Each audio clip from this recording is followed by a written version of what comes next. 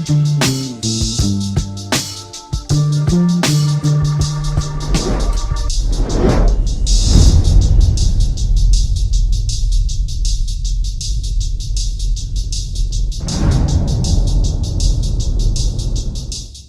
back. It's Prez Show Live right now. Hanging out with my man Norman Dean, Team Epic. Shout out to Studio 41 for the dope space. Like I said, it's 105th Ave, downtown Pittsburgh, PA. Definitely come out here. Get your studio time, all right? It's reasonable pricing and it's beautiful studio. Beautiful. All right, shout out to UwebTV, Brett Allen. Shout out to my man Devin Hammonds over at Promo Push. My man Lee Davis over at the Three Horsemen. Go check them out, man. But right now, it's about Team Epic, man. Like you said, you made Team Epic after the second mixtape. Yeah, it was around that time. Second mixtape. It was around that time. I still got my Team Epic T-shirt too. Do you? I was gonna wear it, but didn't go with my shirt. Sorry. But now, like when you made Team Epic, what was the point? What was the importance you felt to make a team like that? Well, I had the concept before I even had any people. You know what I mean? Because it was just me and Mike at first. But like everybody has to have a good team behind them, whether it be like business or just like other artists or like supportive or whatever. You know what I mean? I feel like every successful artist needs a good team of people behind them. So I felt like if I wanted to continue progressing the way that I wanted to, I had to put that in place and kind of birth that and start that. Absolutely. So who was in Team Epic? Because y'all grew over the past couple of years. We have grown. We'll probably stay at about where we're at now. But Team Epic is me. It's Space Jam Jiff, Janae Davis, Ty Murder, and my homie Devon King, who is out in New York. He's repping for Team Epic out in New York. He's doing this thing out there. Dope. Definitely. Dope. I got a lot of talent in that box right there. Yeah, man. there's definitely it's a lot of different sounds. Like, you know what I mean. Like, I got my sound. Janae, she's the vocalist, so she could go anywhere with that. You know what I mean. That's just up for grabs always. Jeff, he's still like kind of finding his sound. You know what I mean. But he's in like a real good transition period right now. Like the music that we've been making together lately has been. It's been like a whole new Jiff. Yeah. And I really like it, you know what I mean? And then he's like somebody lit a fire in him, man. I don't know what happened. Maybe was it because he dipped out in my interview?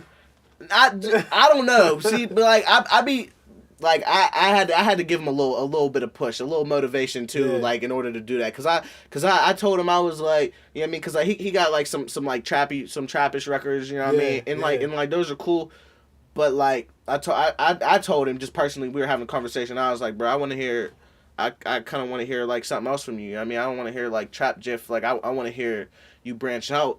And it's like I told him, I was like, I'm challenging you to do this. Like I'm challenging you to switch this up and kind of like evolve as an artist because it's time. You know what I mean? Right. And he's like, I got you. You know what I mean? And so far over these past couple months, I've definitely been seeing that. And then Ty. He's the trap rap, like that's his lane, you know what I mean? That's where he's at, that's where he belongs. So I don't got no problem with that, you know what I'm saying? Like, so he's holding that down. And then Devon, he's out in New York holding it down. He's like on the kind of the same steez that I'm on. Like he's hip hop, you know what I mean? He's in New York, so he sounds like I don't want to say he sounds like a New York hip hop artist because I don't want to What does that mean? Yeah, cuz I don't want to just put him in like one sound box. Right. But when you hear him rap, you hear like he raps with like a vengeance, you know what I mean? Like when he flows, you can tell he's from New York. Yeah. You know what I mean? And his style, but at the same time his style is real unique. Like, you know what I mean? It's hip hop, but it has his own like personal twist on it, you know what I mean? Which I really like. So I definitely You always gonna have that edginess from a New York rapper. Yeah, he has that. You can't F with me type mentality, but I'm gonna spit these bars. Yeah, for like you he got bars, and like he's one of them. He's like, you know what I mean? Like you don't mess with me, but he's real chill too.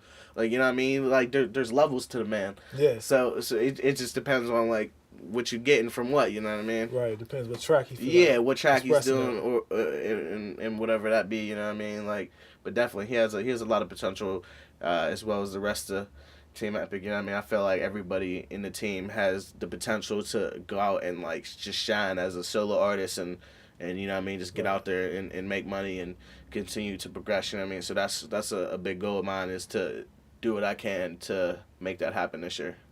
or at least get the wheels rolling. You know what I mean, for it. Right. Even like you said, Space Jam, like the track that you guys did together. You know, he kind of like jumped out of himself with the track called Code. Mm-hmm.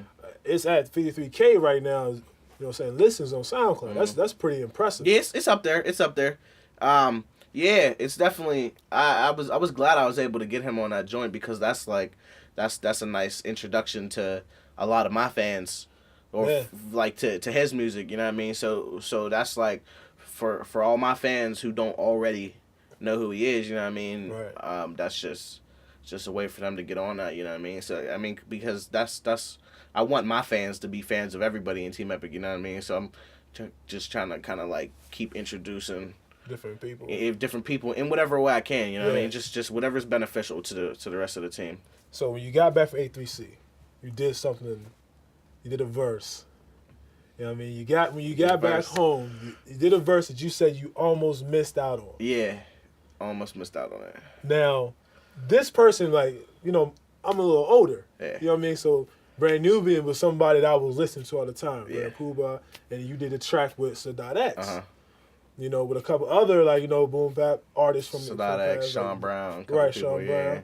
Right. So it's like you did that track, like, how did you even get that information? They, you know what I'm saying, wanted you on the track. Well, my one Mike had actually been talking to one of the artists on the track, Richard Osborne. Yeah, okay. Yeah, my homie. He's a singer. He's from overseas. He lives over there.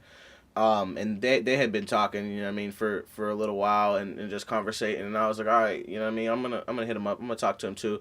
You know what I mean? So like we talked, you know what I mean, we talked for like a week, you know what I mean, just chopping it up, talking about music business, you know what I mean? It wasn't like, oh, we should do a track, this, that, you know what I mean? Yeah. And then the one day he hit me, he was like, bro, I'd be honored if you would get on this jam with me, like Sadat X, Sean Brown, you know what I mean, Mo the General and everything. And I was like, I mean, definitely, you know what I mean? Like, that's a good look, you know what I mean? Like, and so I had got that opportunity, like, before I had left for Atlanta. Okay. And so I had the Atlanta trip coming up, and I had a lot of things going on, you know what I mean? So I wanted to do it. It was there. It was there on my to-do list. But, you know, some things kept happening. So I went to Atlanta, you know what I mean? Had the great experience, you know what I mean? Came back rejuvenated, energized, and as soon as I came back, the day I came back, I wrote that verse, among others, and recorded it just off rip and sent it to him, and he was like, bro, this is probably the best verse on the track, you know what I mean? So that was a great opportunity for me, you know what I mean? And I wasn't even aware of it, you know what I mean? Because like I said, like no disrespect, like I didn't know who Sadat X was, you know what I mean? I'm a younger cat, you know what I mean?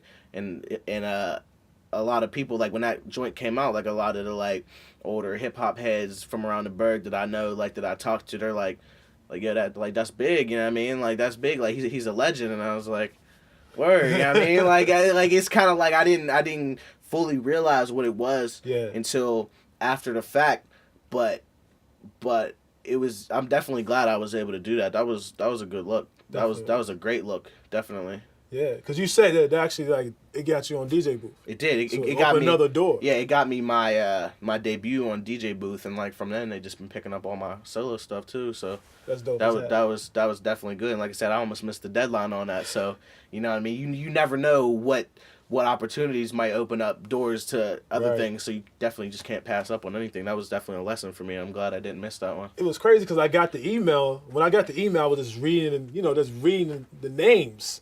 And it said Norman Dean. I was like, first I thought someone stole Norman's name. You know what I mean? Like, oh man, you know what I mean? Because it's two Joey Fats. So I'm like, oh man, here we go again. Another Norman Dean. You know what I mean? So I'm like, it's another Norman Dean out. And I start reading the actual description. I was like, they said Norman Dean from Pittsburgh. So I'm like, this can't be a coincidence. It's got to be Norman. Yeah. So I played the joint. And actually, I was like, I think he was like the second or third. Oh yeah, I think I was like third. He was like third. Third, maybe fourth. There was 5 cats on the joint. You was right before Sean Brown. Yeah. So whatever that falls, and when I heard it, you made sure. It was like you made sure.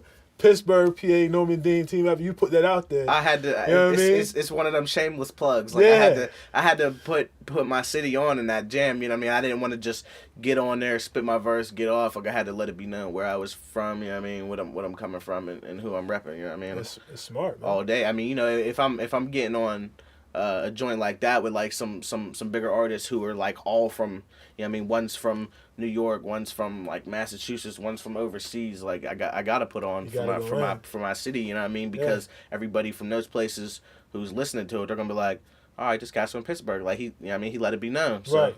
You pick a couple more fans. You know what I mean? Pick up a couple more fans. Like I always gotta let it be known where I'm from. Definitely. For sure.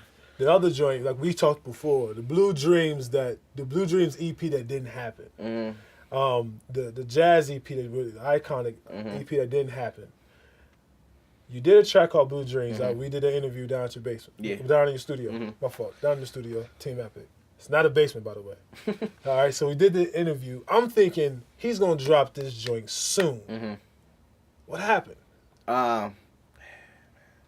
Well, like I said, it originally Iconic was supposed to be the 6-7 track jazz influenced EP. Right.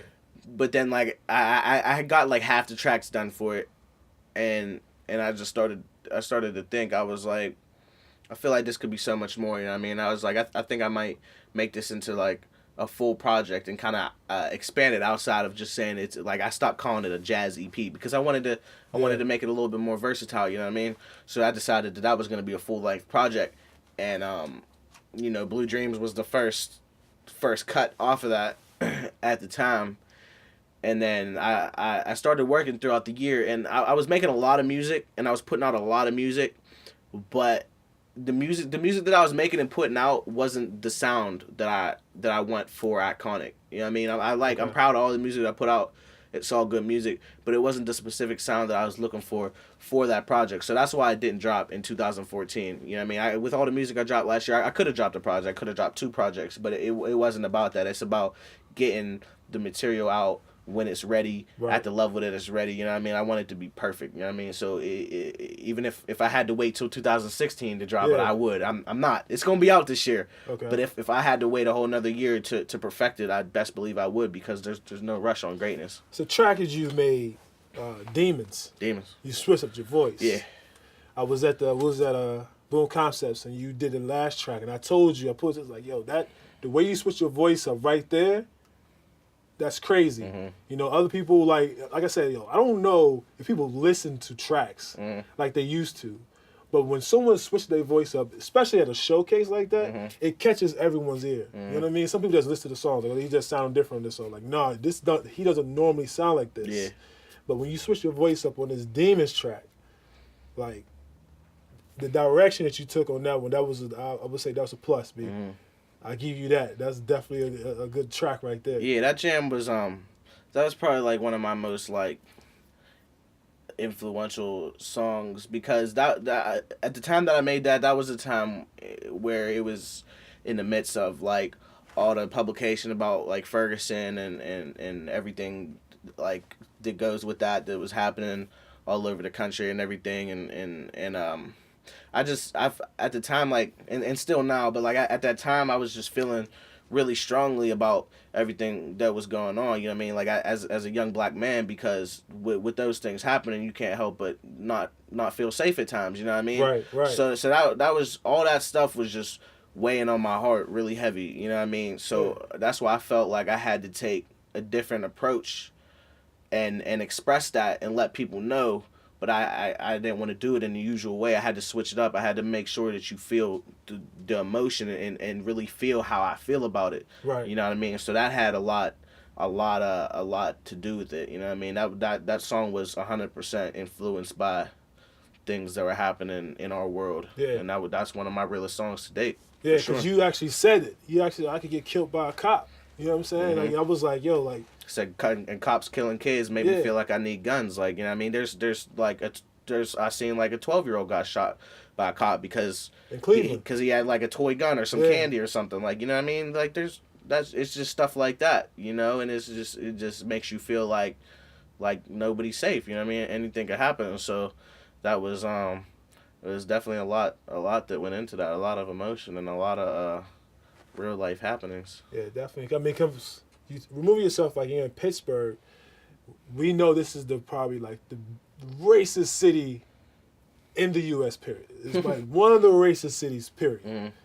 And we go through, especially if you go down the South Side, certain times at night. Yeah. You're gonna have police that's gonna try to move you out, tell you get down the street, this, that, and third. It's racist to the point where you almost don't even want to go out. No, yeah, I've had experiences with prejudice cops getting pulled over and like having my car searched, saying that it smells like weed when I wasn't smoking weed in there and there wasn't nothing in there. Like I've experienced that like firsthand. So it's scary because when you're going through it, you and you know that you're not doing anything wrong and they're taking this aggressive attitude towards you. You can just tell that they're trying to instigate you so they can do something, whether it's slam you on the car or arrest you or whatever, you know what I mean? Whatever it may be, you know what I mean? And to me, in situations like that, what's important is just keeping a level head and not giving them that reason. Right. You know what I mean? I'm not giving them a reason to put their hands on me or do anything like that. Right. Because I'm smarter than that, you know what I mean? A lot of cats will just start mouthing off, talk, you know what I mean, talking back. That's not me. Right. That's not me. I think first, you know what I mean? And I don't want to be one of those names on the poster, you know what I'm saying? That's smart. That's real smart. You better than some of my friends. Put like that. Some of my friends, they're just retarded. You know what I mean? I got friends. Yeah, I mean, like, I got friends that would just mouth off to him too. You know what I mean? But yeah, like I know better. I know better. Yeah. You don't want to spend that night down ACJ, man. No. That green bologna is not good for you. let me tell you, that green bologna is not good for you. But let's talk about the track that you dropped recently, man. OMS. On my soul. Yeah. That was that joint kind of almost played off of Demons. Like if you listen to the chorus, it kind of almost plays off of that in a sense because that's talking about that's another song that was influenced a lot by like just real life things that are like currently happening. So like when you listen to the chorus, you might be like, he's talking about like Ferguson or police violence. But then when you get into the verse, it's talking about like it gets real deep. I mean, there's a couple different ways that you can perceive it. You know what I mean? But it's like like you got bars like whispered in my ear, you give me new purpose. Yeah. Why you save me with your love when I'm worthless and stuff like that. And just like I don't really want to try to break it down because I really just want the listener to just kind of take that how they take it. That's the line I took from. And you know what I mean? Was like, I like that. I want people to kind of make their own perception of what that means and what that means to them. You know what I mean? But that that was one of those jams where I just wanted to get kind of like deep and like with introspective and you know what I mean? Right. It was meant to be one of those tracks to really make people think. Right. You know? And I definitely enjoyed. I mean, it's working. It's working. You know what I'm saying? A lot of blogs picked that track up, a couple of them too. You know, a couple of the tracks you did. But that one like really like hit. I remember when it came out.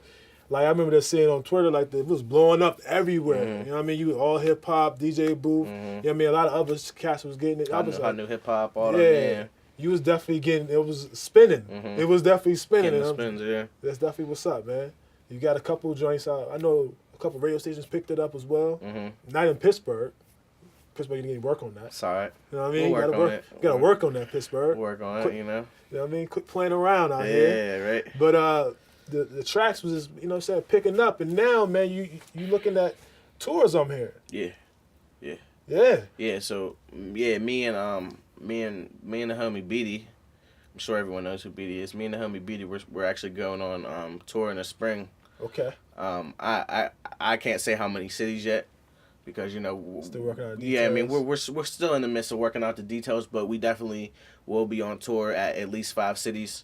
You know what I mean, around the East Coast, and I just hope from that I can go out and gain more fans, and also it's an opportunity for my fans from whatever states, whatever cities we go to actually be able to come out and see me live, you know what I mean, rather than just interacting with me over Twitter or Snapchat or Instagram or listening to my music, you know what I mean? So that's a big opportunity for me and for Beatty because, You know what I mean? Whenever you get the opportunity to travel and display your skill to people from all these different places, you know, that's a blessing. Definitely That's is. a blessing. So I'm real excited about the tour. Real excited about the tour, and I got big hopes for it. I don't know. I got high hopes. Yeah. Yeah, I could tell. Yeah. I could definitely tell. I think it'll be something to remember. Then you got the South by Southwest this March. Yep, South Coming by up in March. Southwest next month. Performing on the Orange Mixtape stage. That's gonna be crazy. I would give more details on that. Yeah. But I don't have more details on that. But I can tell you that there's gonna be some big names on that stage that I'm accompanying, and I can't wait. I can't wait to just get down to Texas and it's basically gonna be like an 8-3C. Okay. On a larger scale, just way bigger. You know what I mean? So for South by Southwest, I plan to go down there. I plan to kill my set, Right. get some new fans, market, meet people, and go see a whole bunch of people perform. You know what I mean? I plan on making the most out of those days that we're down there, because you can meet anybody down there. Exactly. You can meet anybody. I could go down there and meet up with like Drake, and you know what I mean? It could be history from them. Like it's yeah. So it's a great opportunity, and it's really what it's gonna be. It's just gonna be whatever I make it. You know what I mean? So I gotta make the most out of it. You know what I mean? Make it as beneficial for me and my team as possible. Yeah, that's big for, like, I believe any artist, especially like in a city that we don't have one radio station. They don't really play local artists. You can't really hear it. You know what I'm saying? So it's like you have to go out and find and, you know, get in those places where you have to show your skills and, you know, go out like 8-3Cs and South by Southwest. 100%. And that's how you're gonna grow. Yeah, and that's what every artist should strive to expand outside of the city. I mean, I love the Berg, you know what I mean, because it's where I'm from, and I love the people that I've connected with and made bonds with here, you know. But when it comes time to make the money and take it to the next level, you got to take it outside of your city. You got to take it outside of your state, to the Atlantas, to Texas, to LA, to wherever, you know what I mean? And I spent a lot of time last year trying to expand my fan base in these other states so that I could carry on into this year and travel to those states and have those fans there. So it's all kind of coming together how I plan. So question. Yeah. What do you see yourself at next year to this time? This time next year. This time next year, where we gonna be at? On some magazine covers. Magazine covers. Yeah. All right, bet. Yeah. What we talking about? Like Source? What we talking about? Double Like XL? Freshman magazine? The freshman list? Hey man, if I could make the freshman list next year, that would be nice. But I wouldn't be mad because they be snubbing a lot of people. But I don't know. You know what I mean? I'm just I just hope that I can just continue to progress, and hopefully my real goal that I could say just is a career goal, and it would be really nice if it was by this time next year. If by this time next year I'm able to provide for myself and my family and my friends, just by doing what I love and just making music, that's all I can ask for. You know what I mean? That's my main goal. One of my main goals in my career is to be able to do what I love for a living, and to be able to take care of the people I love doing it. Dope. You know what I mean? So that's a big thing for me. Team Epic to the moon, man. Team Epic to the moon and back. Let's go. Yeah. Yo, man, that's the end of our show today. Thanks for tuning in, ladies and gentlemen. All right, so make sure, all right, you check my man out on Twitter at RealNormanDean. All right, he's about to get certified, so pay attention. All right, internet, pay attention. It's the Prez Show. Like, subscribe, follow us. All right, peace.